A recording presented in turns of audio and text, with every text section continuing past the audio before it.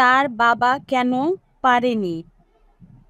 বাবা ছেলেকে বলছে, তুই সবসময় এত বেশি বুঝিস কেন রে? তোর কি ধারণা তুই আমার চেয়ে বেশি জানিস?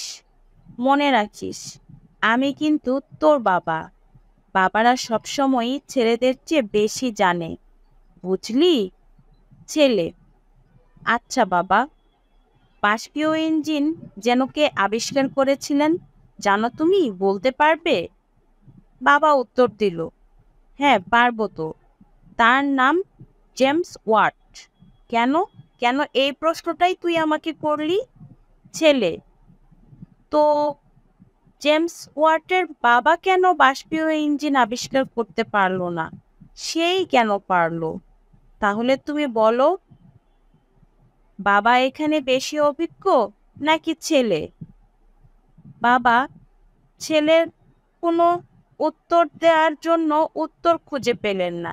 কি বলবেন ভেবে চিনতে একেকার হয়ে গেলেন, কিন্তু কোনো উত্তর তিনি বলতে পারলেন না।